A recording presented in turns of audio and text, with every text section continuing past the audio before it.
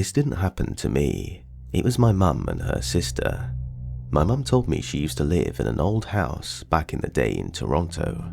I think in the 80s if I'm not mistaken. They used to sleep in the same room in separate beds across from each other. My mum told me that at 3 a.m. there was always a voice calling her name and telling her to come here, and the voices came from under the bed. My mum would get really scared, and my aunt, who claims she can see and feel spirits, would always pretend to be asleep, but unaware, my mum thought she never heard the voices. My aunt always heard them, but they would never call her name, only my mum's. They told my grandparents, but my grandparents would never believe them, until one time. My grandfather was home alone in that house, and apparently he was just making himself a snack when, according to my mum, he told her that he had seen what was calling her name, but he could never describe it, couldn't even bring it up. He would always be too scared at even the thought of talking about it. Shortly after that, thank God they decided to move from that house. I always had a hard time believing the story, but my aunt always told me it was real, and I also had a hard time believing my aunt too. Until one day, my cousin was in the hospital. He was in ICU, in bad shape, and when I went to visit him, he was supposedly alive according to the doctor, but my aunt came out of that room, bawling her eyes out. When I asked what was wrong, she told me my cousin had already passed.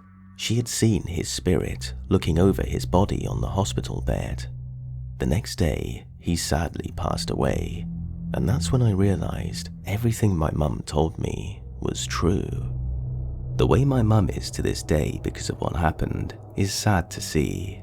Always worried about everyone, always paranoid about the stuff that happened.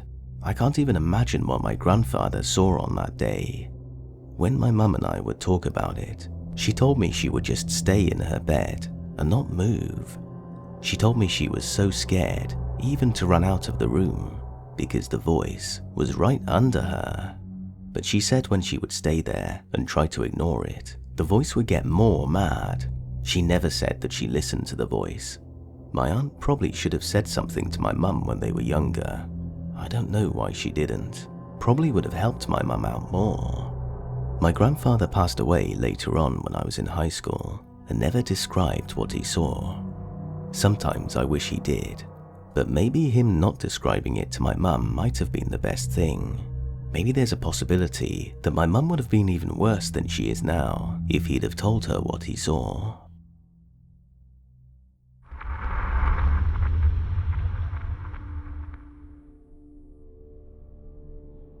I'm 27, my husband is 30, and my daughter's 1. This story happened last night, so I'm running off like 2 hours of sleep, and my daughter wasn't into the idea of sleeping in this morning. So to start, my husband, our 1-year-old and myself live in a rental and have been here for 3 years now. When we first moved in, there was a random doorbell that would go off. There wasn't a doorbell here that we could see. We thought there was probably a battery-powered doorbell stored in the attic that is probably dying or malfunctioning. It eventually stopped, and we forgot about it for the most part. My husband also used to see what he called shadow people, hear footsteps, and have horrible sleep paralysis dreams. I always chalk this up to his mind playing tricks on him, or him trying to scare me. It's been a few years since any of that has happened though. And for the year that our daughters lived with us, 0 spooky things happened. Until last night. My husband works the night shift, so it's just me and the baby most nights. Well, last night, my daughter wakes up around midnight, so I get her and bring her to my bed. She's back asleep and I'm wide awake, scrolling through Hulu. As I'm searching for a show to watch, I kid you not, the foot of my bed, frame and all, lifts like half a foot off the ground and slams back down. My daughter is still asleep, but I'm frozen in fear. My first thought is, there is someone under my bed, but I quickly realized that I couldn't even fit under our bed. So that seems far-fetched, but doesn't make anything better.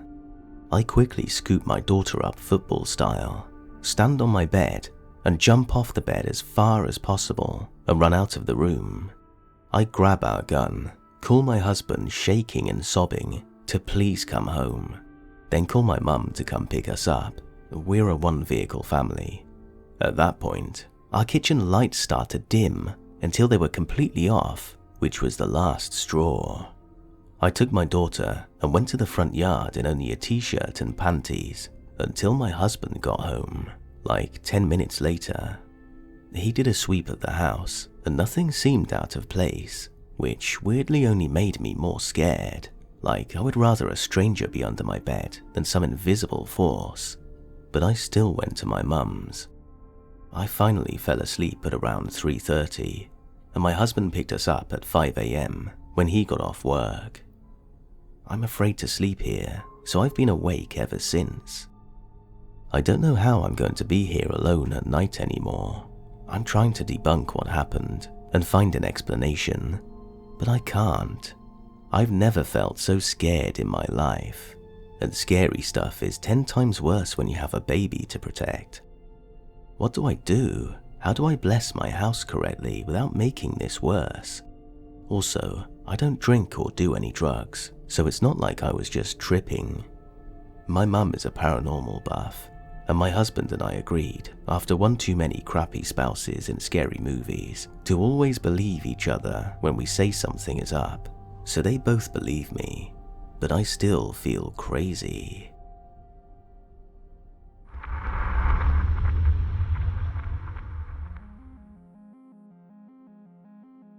I'll start back when I was a kid. I was playing Barbie dolls on my bed. I was laying flat on my stomach, and all of a sudden, I felt as if my bed was breathing. It's kind of difficult to explain in words until you actually feel it yourself. I was so taken back by this that I actually had to put my ear against the bed to make sure that it was actually happening. It was more like I was hearing a heartbeat, and it wasn't mine for sure. Everything was so still and calm that it was clearly audible. Without wasting another second, I ran straight to my mum and explained everything to her, but she clearly didn't believe me. There was no way I was going back to sleep on that bed again, so for a few nights, I slept with my parents in their bedroom, but eventually I had to go back to sleeping on my own bed.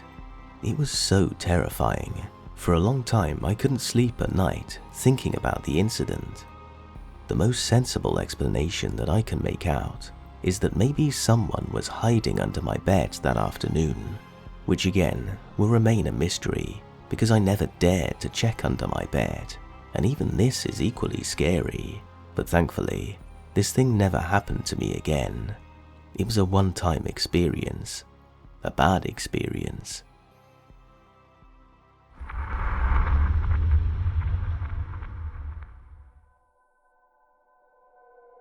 When I was in 3rd or 4th grade, my family had moved into an apartment in Washington State. The first year and a half, my brother and I shared a room and bed, in which our golden retriever, Mick, would sleep with us. My elder sister had a room of her own. Every time I went into her room, it smelled like rotting meat. It was horrible, but she didn't seem to notice, so everyone just assumed that was just her being gross. I moved into her room when I got older, and that's when I started noticing things. The smells were first. My mum had recently started selling a product called Scentsy. It's wax that you melt in hot warmers that make the whole room smell like heaven. But that wasn't the case with my sister's room. I would ask my sister if she put new ones in or changed it. She did. Nothing helped that god-awful smell that was in her room. My mum would dig through our closet like a mad woman, trying to see if there was food or a dead mouse in it. There was nothing. So she made us clean the room once a week and change the Scentsy constantly, but the rotting smell never stopped. So eventually we got used to it, thinking something may have died in the walls. Then the sounds came along. I would be home alone with my brother a lot because my sister had extracurricular activities at school and my parents worked. So my brother played Xbox in the family room and I would be on the computer in my room. One day after school, I heard screaming. It sounded like it was right next to me. I ran into the family room to see if my brother had hurt himself. When I got in there, he was just fine. When I would sleep, I would wake up in the middle of the night. I would check my phone to see it was around 3 every time. Trying to fall back asleep, something would whisper in my ear, my name, Leslie. I would snap my eyes open, but not move. I was always afraid to look at him. I knew it was him. It felt like him. I put the covers over my head and said a silent prayer to myself. That was when my family would still go to church. It never helped, but it put me at ease enough to fall asleep. Then came the touching. I would wake up in the mornings with bruises on my arms. They started off small, no bigger than a dime. I thought it was from the swings at the school, and my mum thought that too. But then the bruises got bigger on the front and back of my arms and on my legs, but I never told anyone.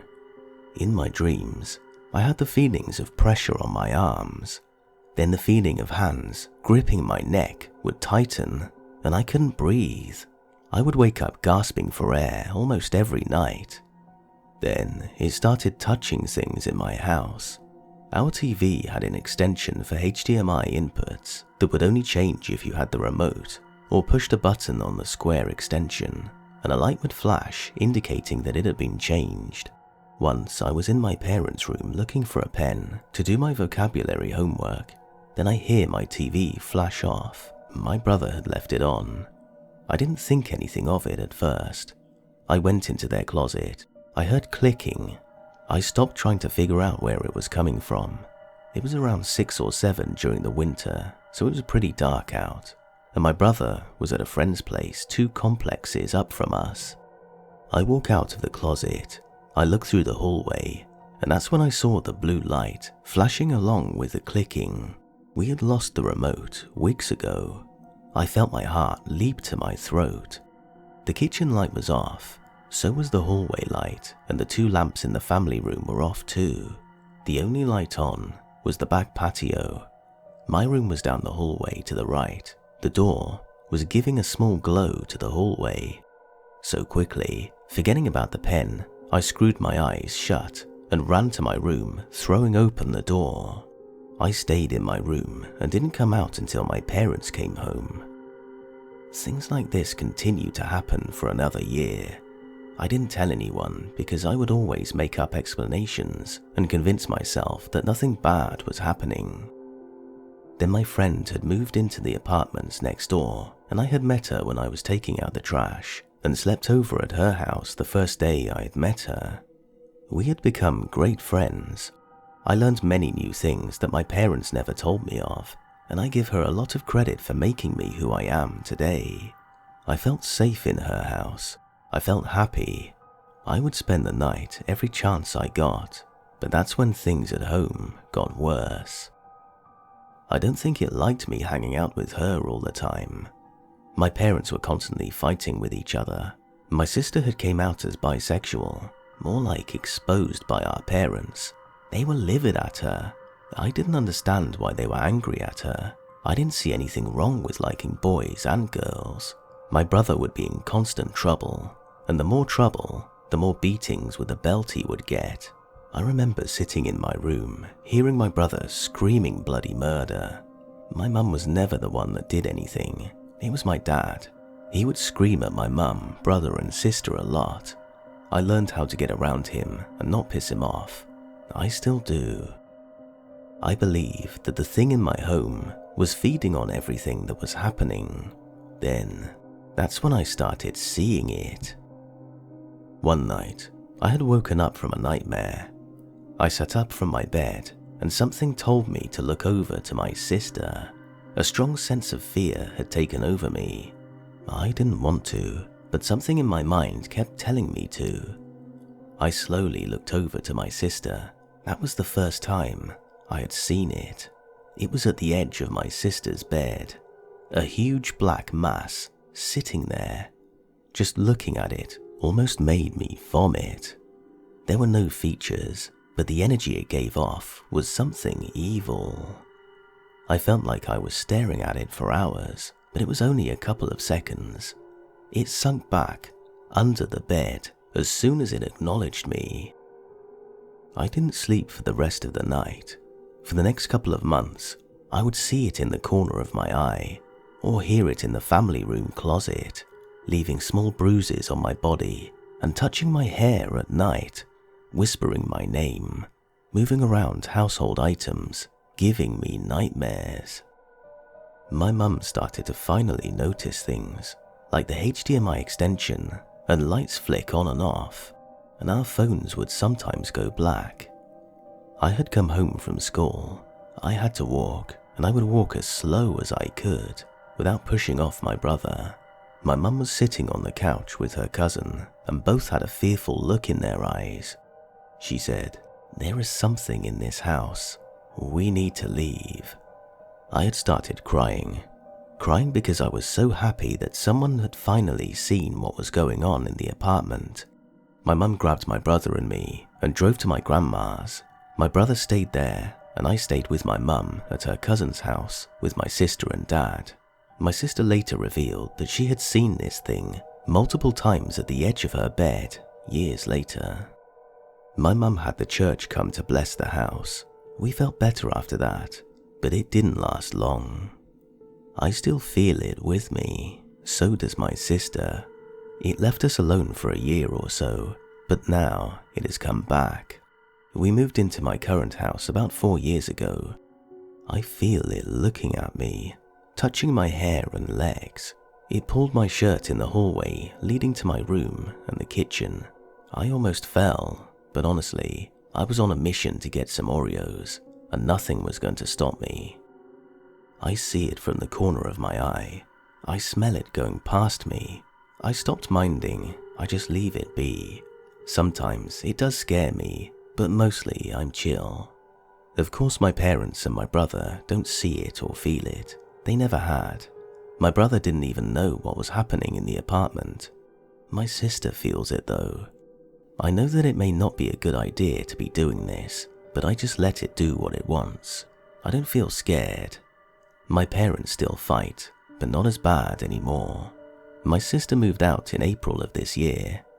I told her what it does, and she told me that it's seeing if I would get afraid. Even right now, I feel its eyes on me as I write this, but again, I don't mind anymore.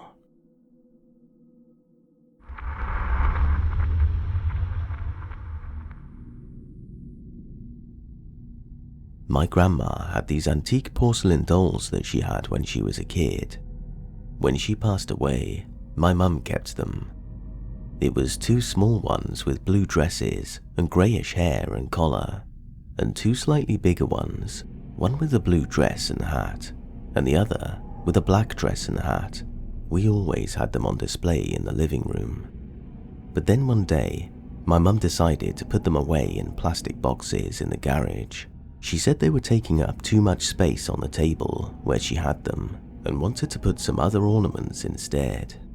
I told her, "Mum, how can you put them away in the garage? They're collectibles.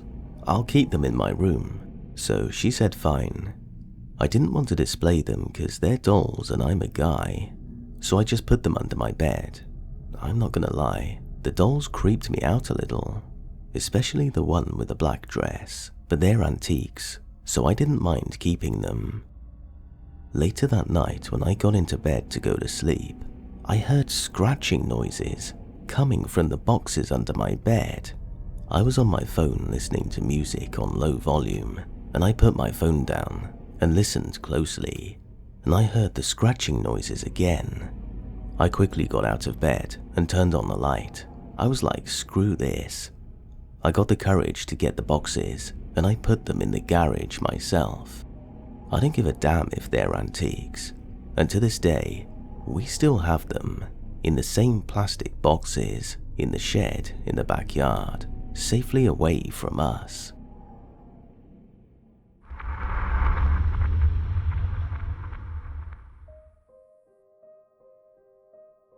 I grew up in the 80s, the best time of my life. I went to the movies every weekend, saw every single release I could get into, everything from Dennis Quaid in Dreamscape to Drew Barrymore in Firestarter. I lived for the movies. I remember going to see Indiana Jones in the Temple of Doom one Saturday afternoon.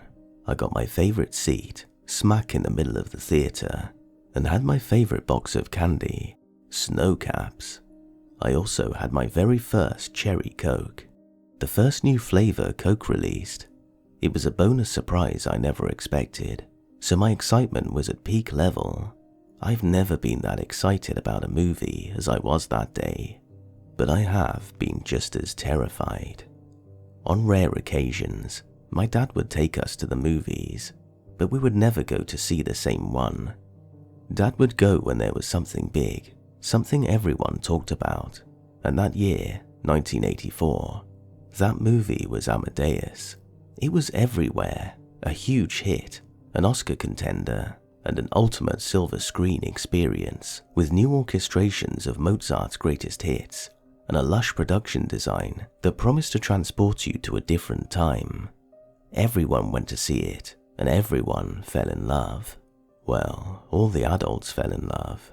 I was 12, and I was not that interested. I was more interested in seeing Greystoke, Dune, and Night of the Comet, but my father found a compromise.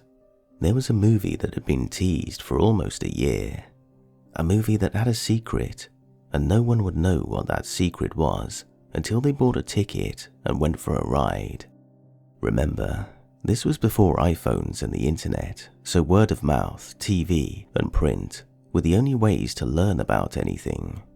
So while my mum and dad went to see Amadeus, my brother and I went to see Gremlins. The anticipation was almost too much to bear. The poster for this movie was very mysterious. It showed a man holding a white box with the lid partially open and two fuzzy arms popping out. Nothing else. The actual mogwai was the secret that the studio held so close to its chest, and it worked beautifully.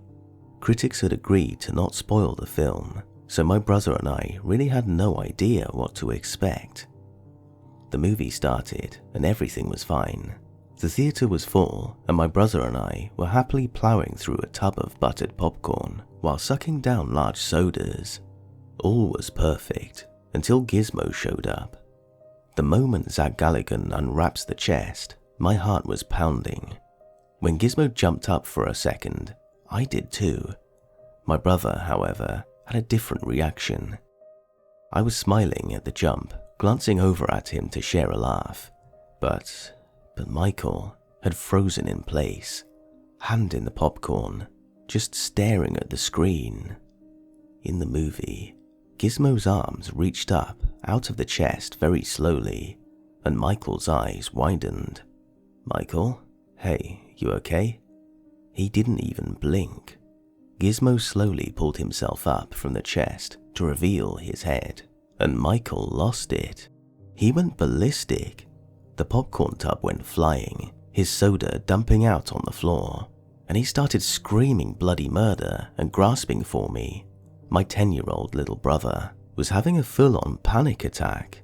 He was desperately trying to run away and wanted me to go with him. He was crying, yelling, pulling, begging me to go. I've never seen a kid this terrified before, and it kind of scared me into action. I took him to the lobby. The teenage ushers and candy counter attendees came running, asking if he was okay and what happened. Was he hurt? Did someone attack him? After a few minutes, he calmed down, but he kept whispering, "I saw him, I saw him, I saw him," just under his breath. I told everyone he was fine and that I was his brother. They asked if I wanted to get my parents, but I said no. He'd be fine once he calms down. His grip on my hand was like a vice. The teens brought another Coke to him, and he seemed to be slowly relaxing, but every time I moved to adjust my sitting position, he'd lose it a little bit and hold on to me tighter. After a while, he seemed somewhat calm again, so I asked him what happened. He checked to see that no one was watching us, and with his head down, looking at his feet, he said, "I saw him." "You saw who?" "I saw that gremlin thing." "Michael, we all did. It's a movie." He looks up at me again, his eyes starting to water. "No, I saw him. At home." Confused, I said, "What? What do you mean you saw him at home?" "You were watching TV with Mum, and I went to our room to get some toys and I saw him. He was at the end of your bed, playing with your Matchbox cars. When he saw me, he got mad. He got mad and I got scared, and I went back to you and Mum." Keep in mind, this was Gizmo he was talking about, the happy fuzzy mogwai, not like Stripe, the lizard-like monstrosity they become after being mishandled. "What? Come on, why didn't you tell me about it then?" I asked, unbelieving. "He put his hand to his mouth like I wasn't supposed to, so I didn't. I was scared. I thought maybe I dreamt him, but he's in that movie, Chris." We never went back in. We sat in the lobby for almost 4 hours waiting for Amadeus to end. I had given him all my quarters so he could forget and play Centipede for as long as he could. When Mum and Dad came out, we just slid out with the rest of the large crowd. We told them the movie was great and everything was awesome.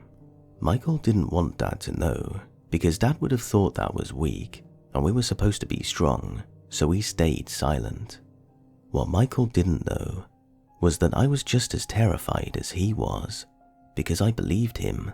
I had very good reason to. You see, a few days before the movie, I was playing under my bed. Michael and I shared a room, and my bed was pushed against 2 corners of the space. It created a nice little cave for me to play under with my Star Wars set and Matchbox cars.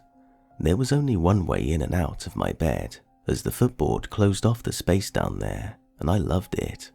Anyway, I was down there playing with my toys in the middle of the day, and I had made myself a little sandwich bag full of sugar and Kool-Aid powder to eat while I played, being very careful not to spill any, because if my mum found out, I would be dead. Suddenly, she called for me to help her in the kitchen, so I was wriggling my way out from under the bed, facing the door, and as I struggled to climb out without hitting my pillow fort, something came flying across the room and hit me square in the head. It hurt pretty bad, and I whipped around to see who it was, still a third of the way under the bed, slowly realizing Michael was at a birthday party and I was alone. The car had come from my bed area. It had to have. I looked at the car on the floor, looking at my bed pushed up against the wall, and instantly a wave of terror washed over me. There's no way that car could have been thrown at me from that angle, because there was a wall there. I panicked. I screamed and tried to force myself up too fast, falling back down and sending the Kool-Aid bag flying in the air, the powder getting in my eyes. Now I was blind and terrified. I pulled myself up and ran to Mum, again not saying a word. I don't know why. Maybe because I knew how she felt about these things, and that scared me even more. So I didn't tell anyone, not even Michael, after he told me that he saw a mogwai under my bed. After the movie incident, we always went to bed at the same time, and we both kept lit flashlights under the bed all night. We moved on base a few months later and never spoke of it again.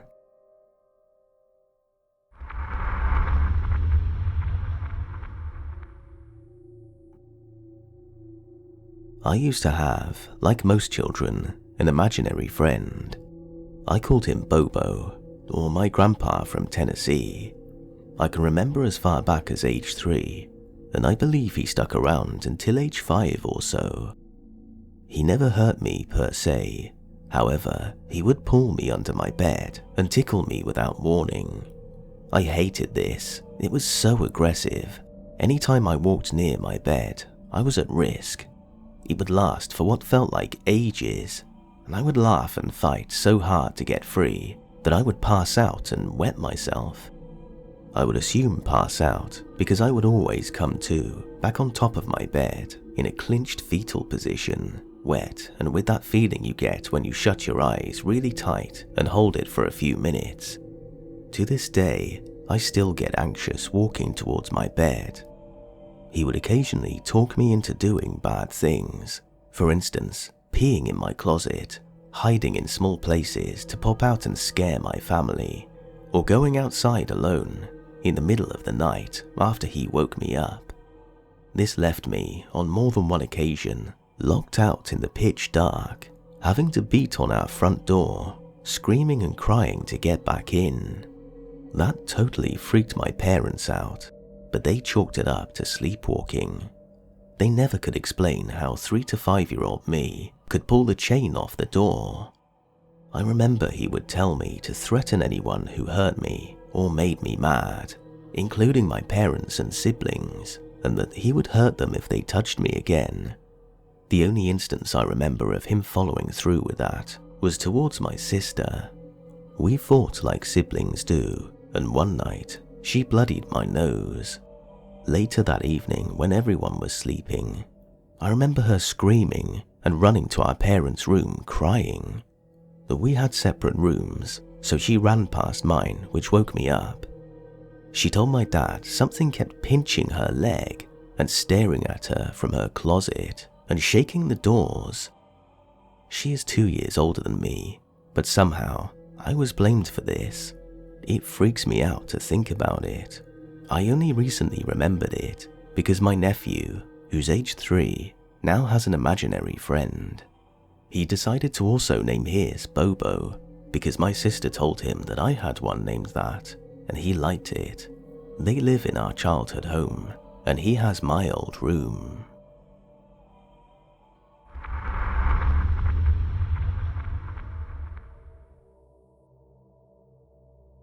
My partner and I have been experiencing some paranormal activity over the 3 years we've been together. We're currently living in a new flat, so no one's lived here before my partner, as it's his flat, and I'm sort of living between his and my parents. At the beginning of our experiences, it just started out with the kettle turning on and off, so we thought it may have been faulty, so we bought another one, to find out that it does the same as the other one did before. After that, it progressed into objects moving around and finding them in places that we definitely didn't put them there.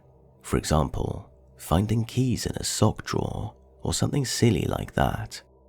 And even things have been thrown at us, off the wardrobe and onto the floor in the early hours of the morning, which is the worst and really gets my adrenaline going. A few months back, I bought an EMF detector and began working with it, and of course, it goes off quite a lot to the yellow to red zone for a few minutes, and then that will be it for about an hour. This month it's decided, nah, I'm a proper shake things up, and it started tapping under the bed 3 times every single night, and it waits for you to just about to fall asleep, and then you hear that, and it wakes you straight up with the vibrations of the taps on the mattress. You can also hear a lot of rustling in the corridors at night.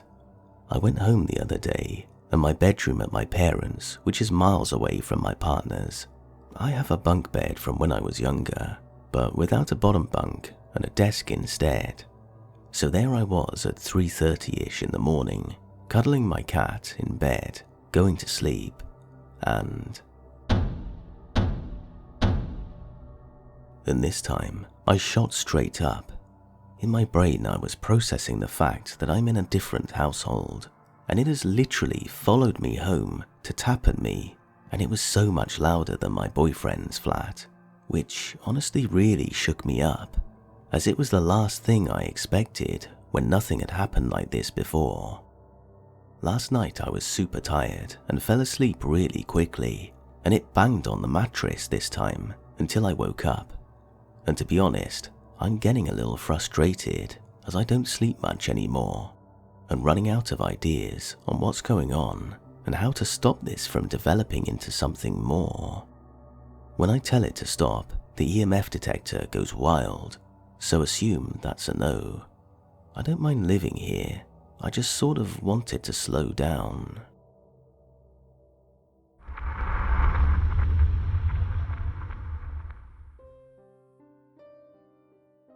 As far back as I can remember, since about 2 or 3 years old, up to about 11 or 12, I would wake up, located partially or completely under my bed.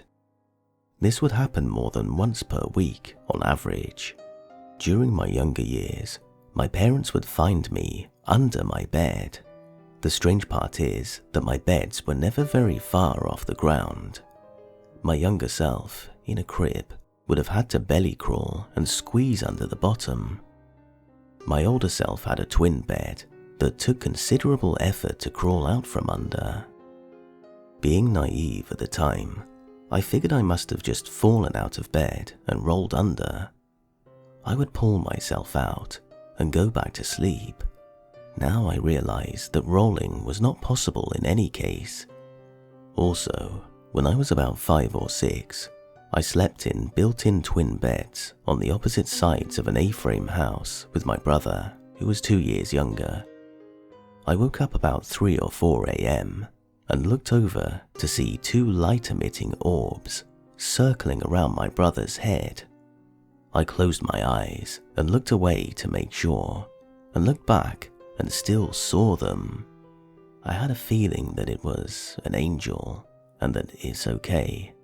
I went back to sleep and didn't worry about it, but the memory is burned in permanently. I know dreams and I know awake. I was awake. Something was circling around him. It was not a firefly. They were greenish and must have been 2 or 3 inches in diameter. Even recently, if I sleep with my arm off the bed, I dream that something is pulling me down. Now, it feels more like energy pulling me, if that makes sense. I wake in a panic, with my heart beating like crazy. My arm feels exhausted and tingles, but is not asleep or coming out of that numb state. Here is the even stranger part. I now have a young daughter. When she was 3 or 4 years old, we had a hard time keeping her in bed. I would lay down on the floor next to her bed and wait for her to fall asleep. Most of the time, I would fall asleep first. One night, I woke up to her screaming. Her light was still on, and I had only been sleeping for around 10 minutes. She told me that, quote, "An old lady hand came out from under my bed and pulled on your hair." When I pressed her for more information, all she would tell me is that it looked old and bony. She also revealed that this was not the first time she saw this happen.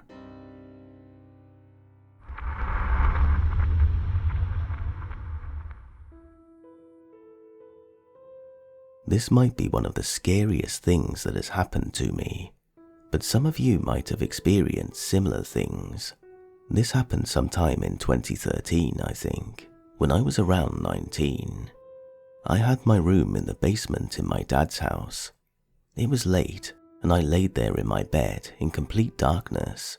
I needed to sleep because I had school the next day, but as usual, I felt too energetic to sleep. So I laid there for a while, when suddenly I heard something. I opened my eyes, but like I said, it was completely dark. Then I heard it again, a scratching noise. It went on, getting more and more intense, and I quickly realized the sound came from under my bed. My eyes were widened, and a panic started spreading through my entire body. Did I leave one of the cats in here before I went to sleep? I thought. Then I started feeling it. Something scratched and punched the mattress from underneath. I could feel it across my back. I didn't know what to do. I was in total shock. After I had been lying there for at least half a minute without the scratching having stopped, my fear eventually turned to rage. I threw myself out of bed, turned on the lights, threw myself on the floor, looking under the bed, and screamed, "What do you want from me?" Nothing was there. I looked around the room. There was absolutely no one in there. A friend of mine moved into our house a couple of months after this. She hired a room from us on the top floor. After she had been there for 3 nights, she told me she'd had the craziest experience as she was going to sleep the night before. I could almost feel my skin turn pale as she told the story of the exact same thing that happened to me. The scratching, the punches against the mattress. I knew for sure that I had never told her about that experience. We were both really freaked out when I told her the exact same thing happened to me 2 floors down months earlier.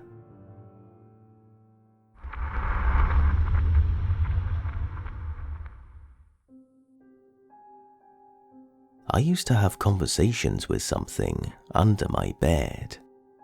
When I was a little kid, maybe 3 or 4 years old, I'll have to ask my parents how old I was, I would have regular conversations under my bed with a little boy in the middle of the night. The little boy appeared to be around my age, but he was black and white and dressed in an old-fashioned way. I remember he had short hair. I'm not sure if I was in a half-dream kind of state. My parents would wake up in the middle of the night and see me having a conversation by myself under my bed. They tell me to go back to bed while guiding me back. They thought I was still dreaming when they did this, and they thought it was best not to wake up a sleepwalking and talking child. They also thought that it was best not to talk about the sleepwalking and sleep talking because they thought that drawing attention to it might cause it to occur more often. Anyway, the conversations occurred on a regular basis. Years and years later, I asked my parents about it. They told me they thought I was just sleep talking, but they were shocked by my recollection. The little boy's personality was rather unusual and somewhat intriguing. At times, he was like a friend, sweet and charming and fun to talk to. In this state, I was eager to talk with him. Other times, he had a sinister way about him that was somewhat threatening and intimidating. He always urged me not to tell my parents about our conversations. I'd also have recurring nightmares where I'd have to save my parents or grandparents from an evil entity that was connected to the little boy somehow. One distinct recurring nightmare went as follows. My parents, paternal grandparents, and I were living in a creepy-looking mansion. Everything was in shades of grey, including us. There were particular things that would happen around the mansion, objects appearing in places they hadn't been left, etc. An evil entity would kill my paternal grandpa first, and then my paternal grandma. The deaths were not graphic. It was more like a single tap from the entity would suck the life from someone. My grandpa was killed first in his sleep. I remember seeing a black and smoky shadow reach him in his bed. My grandma later caught on to the activities of the evil in the mansion and went to warn everyone. She was successful in warning my mum, but unfortunately, the evil entity manifested itself as a little boy and bit her hand. Once bit, she passed away. My mum grabbed my dad and we rushed out of that mansion as quickly as possible. That's how the dream ended. I kept telling my dad about this dream because it bothered me a lot. The next recurring dream, this dream only occurred at my maternal grandma's house, went as follows. The setting was my grandma's house. My grandma was involved in some paranormal stuff somehow, not at all like her in real life. The little boy captured my parents, who were dressed in their wedding attire for some reason. I had to go on a quest involving finding different objects, a rose garden maze with statues of soldiers and a green portal in order to save my parents. My grandma guided me somehow. There was a time limit. I'd always just about reach my parents as the time was nearing its end, when I'd wake up before seeing the conclusion. One recurring dream really bothered me in a profound way. I'd be out and about on a green field or meadow, talking with friends. While doing so, I could see beings from another dimension looking down on the kids hanging out on the field. The beings made some sort of bet involving me. Some sort of action was performed, like flipping a coin or rolling a dice, but more profound, involving larger gears and stuff. One of the beings won the bet, while the other lost. As a result, I ended up not having been born at all. I was seemingly teleported to the gears or machinery, and some kind of process was taking place. I tried to stop it, but there was nothing I could do. Everyone back on the field didn't notice I was gone because I had never existed. Eventually, everything would go to black. Then thoughts would race in my mind. If I was never born, how can I think? What will I be if I can still think? How will I go on if I can still think? I have to be able to think. What if I'm no longer able to think? Then, complete terror. The little boy was connected in the dream somehow. From what I recall, the little boy was brought in the world as a replacement for me.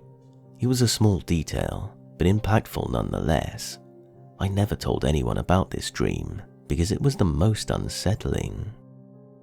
As a young kid, I had always felt uneasy in that room. After my under-the-bed conversation phase, I had an intense feeling that if I stayed on top of my bed, I'd be safe during the night. I have some memories of some force connected to the little boy trying to drag me and my blankets off the bed. I'd clutch the blankets and hold on to my bedpost for dear life. It felt very real. When I was older, I switched rooms to the basement. I still felt an uneasiness, but it's almost like it took a different form. I still felt like I was safe as long as I stayed on top of my bed throughout the night. I remember that the uneasiness and recurring nightmares faded completely when I moved to a different house.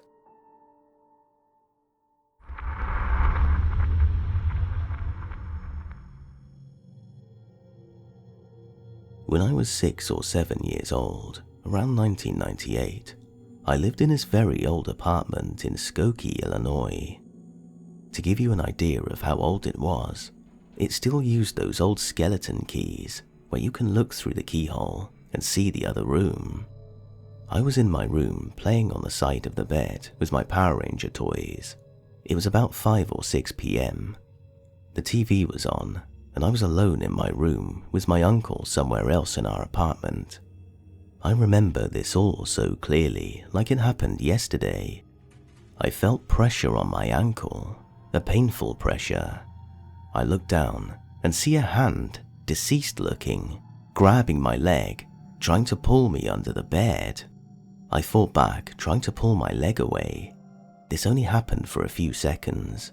It let go, and at that time, I thought it was my older cousin pulling a prank on me. So I crawled under the bed to see if it was him. Underneath the bed was only empty boxes and nothing to be found. Fast forward to 2021, I finally told my uncle about what happened, and to my surprise, he also had weird things happen to him in the apartment. He told me every night he would have a dream about all of us dying in there.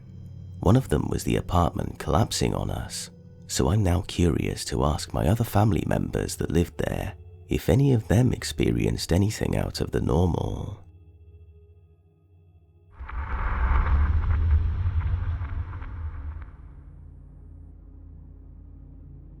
I have just a handful of paranormal or unexplained experiences that have personally occurred to me in my life, and I'd say this is one at the top of the list. I'm very open-minded to any number of explanations as to what I experienced, so if anyone has an alternate opinion as opposed to, it's a ghost, I'm all ears, but I will tell this story exactly as it happened to me from my memory. To paint the picture, I was probably 18 or 19 at the time, living in my parents' house. They have a modest home built in 1975 on a quaint suburban street in a somewhat historical small town of America in western New York State. I grew up there. My bedroom where I slept was on the second floor, along with all the other bedrooms of the house. Before going to sleep that night, I made my bed from freshly cleaned and dried sheets from the laundry. I'm somewhat particular, so I make a point to fold and tuck everything in nicely, like as in a hotel. I remember the night as just a routine evening, probably a weekend, sometime in winter I believe. I went to bed at a sensible hour, 10ish perhaps. I was not ill, nor ate anything out of the ordinary, as I recall. Don't believe I watched anything overly concerning or scary on TV that evening. I actually felt generally pretty content that night, and was longing for a solid night's rest. I slept in a twin bed. It was against the wall to my left. The head of the bed was against the adjacent wall, where there was a window over my head. The window was shut closed as it was cold out. I had blinds on the window, and they were closed.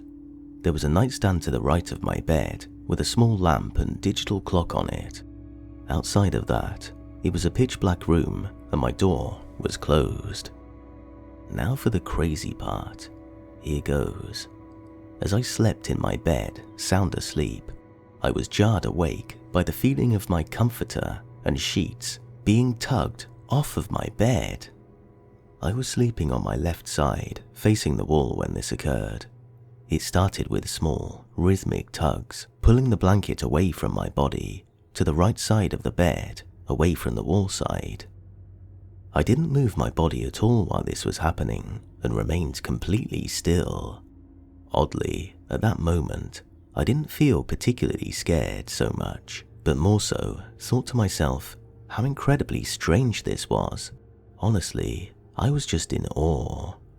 I immediately thought I must be sleepwalking. Well, obviously not walking, but half asleep, half awake, and was making this whole thing up in my mind. This may sound weird, but I felt the need to check, so I pinched my cheeks with my hands and wiggled my feet so I could acknowledge to myself it was indeed not me or my extremities, and this tugging was still occurring.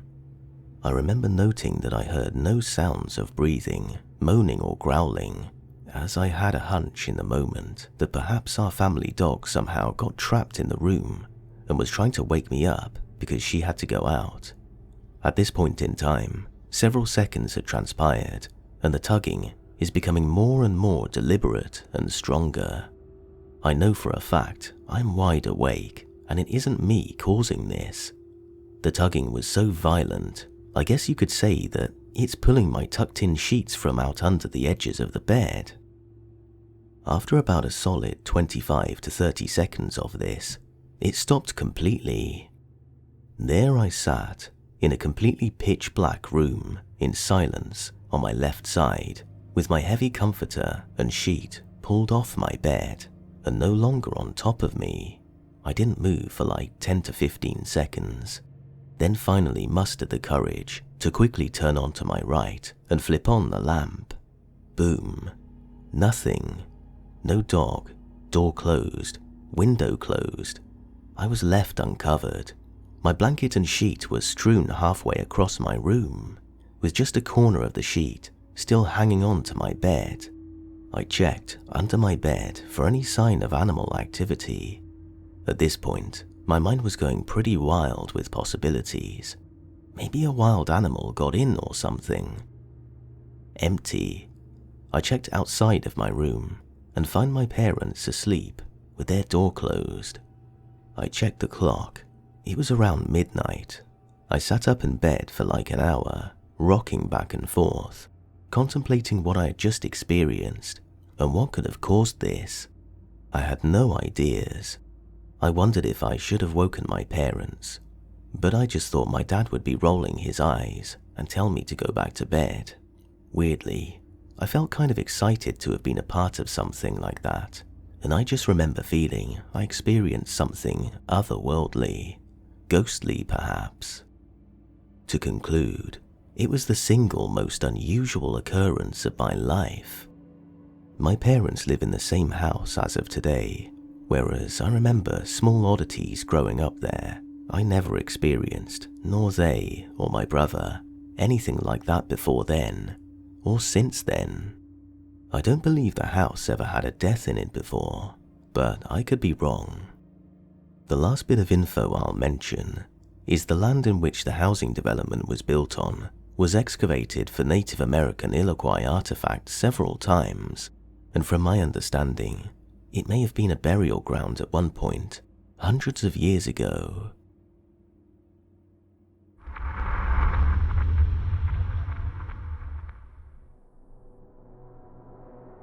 So back when I was in university, I lived in a student accommodation, the UK version of dorms.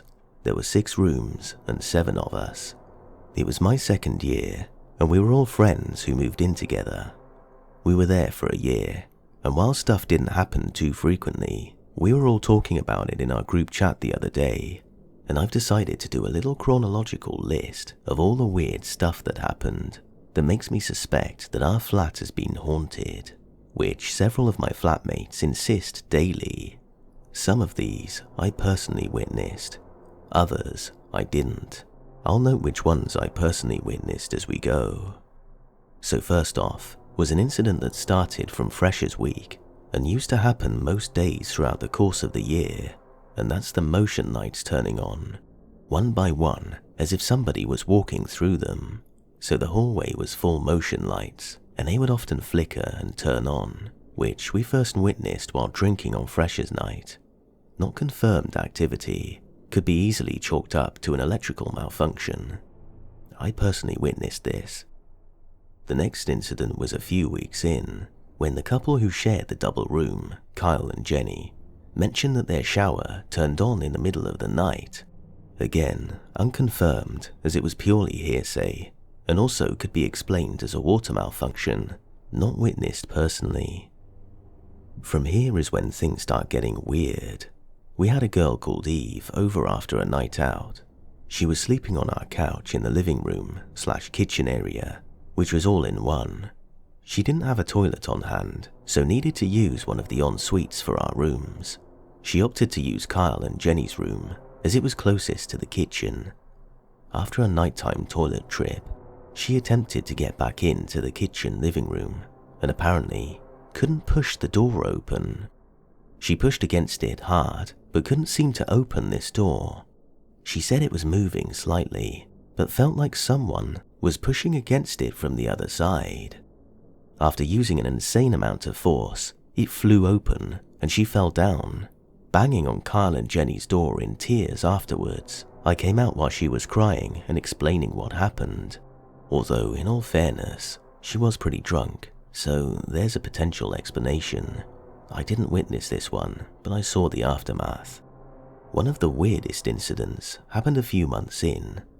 3 of us were in the kitchen, myself, Adam and Josh. I had finished cooking and was sat at the kitchen table eating, while watching Josh trying to cook, while Adam kept spanking him with a spatula. We were laughing and joking, when all of a sudden, a coffee pot on the side just seemingly jumped into the air. Must have gone up about 2 feet at least, before spilling over on the floor. The 3 of us were literally speechless. Adam was very skeptical about ghosts and had an explanation for everything prior to this, but struggled to explain this. The explanation he gave is the heat from the cooking caused a pressure build-up underneath the coffee pot, which led to air expansion, causing it to pop into the air, but I'm not as convinced. I personally witnessed this one. Another incident experienced by Adam and Josh. They were both watching TV in the living room, when apparently the door swung open and slammed really hard, to the point that it damaged the wall. Apparently, they tried for quite a while with windows open and other doors, creating a breeze, but couldn't mimic the strength and force that this door opened with. Accordingly, we all got charged with the damage to the wall, and it came out of our deposit. Kyle and Jenny reckon that Adam and Josh made that story up because they damaged the wall themselves play fighting, which they did a lot, and didn't want all the damages just to come out of their deposits. I didn't witness this one. One night, me, Kyle, Jenny, and another girl from a different flat decided to have a movie night where we watched The Room and Birdemic and some other cult classic bad movies. We saw the bathroom light flicker on, and Jenny claimed that she saw what looked like a shadow of a person move across the wall into the bathroom. Me and this other girl went into the bathroom and found the light on and the sink running. Jenny was the last to use the bathroom and claimed she turned the sink off. I witnessed this one. Josh, Kyle, and Jenny apparently did a Ouija board in the kitchen to communicate with whatever spirit was lingering about. They were the most avid about the flat being haunted. Apparently, they had a conversation with a spirit about it being someone's guardian or something. Josh also apparently spoke to the on-site security, who claimed that another student had killed themselves in the flat several years earlier. But again, the story from security and the message they claimed the Ouija board gave don't really add up, and myself and Adam were quite skeptical that security would just casually tell them that story. And I'm also not convinced with Ouija boards, having done several in the past in locations that are supposed to be extremely haunted, but having no responses. So this one was unwitnessed. So I'm a bit of a geek and collect a lot of geeky stuff. I had a collection of all the sonic screwdrivers from Doctor Who, which I kept proudly on display. My third Doctor screwdriver seemingly went missing for weeks, and I assumed it was stolen, or hidden by either Josh or Leon, as us three were in the middle of a flat prank war. One night, my girlfriend and I were in bed, and I heard one of my screwdrivers going off. They make like a whirring sort of sound when the button is pressed. It sounded like it was coming from under the bed. So I looked down under the bed with my torch and saw it right at the back, making the whirring sound. The second I touched it, the whirring stopped. I thought something was resting on the button, making it make that noise, but with this particular screwdriver, you have to pull down the thing, and it just didn't make sense for that to be happening. Obviously, I personally witnessed this one. The last event that we're all aware of happening, if we don't include things constantly going missing, and Josh claiming the TV turned itself on and off, up and down, whenever he was in the room alone, which was me connecting my Samsung Peel remote to his TV to prank him, and I think Leon was stealing stuff from people's rooms, explaining things going missing. Another case of me and my girlfriend in my room. She was playing on her Nintendo Switch or DS, I can't quite remember, and I was watching Dragon Ball on the TV. We heard a loud, rhythmic, 3-tap knock on the window. The curtains were closed, but the sound of knuckles on the glass is quite noticeable. I turned off my thing and paused for a second. My girlfriend turned to me and said, "Did someone just knock on our window?" And straight after she said it, we heard the knock again. I immediately opened the curtains, but saw nothing. We're 6 stories up, just to clarify. There was a party going on in the room directly below us, so I wondered if any of them had used a long stick or something and pushed up out of their window as a prank, but they all denied it and told me to ask if anyone was leaning down from the room above. Room above was empty. I have absolutely no explanation for this one. Neither does my girlfriend, who is a hardcore skeptic. So yeah, that's all the weird stuff that happened in my uni flat. I wasn't overly convinced of the supernatural prior to living there, but those experiences, as well as a number of stories from my parents, have convinced me to reconsider my beliefs.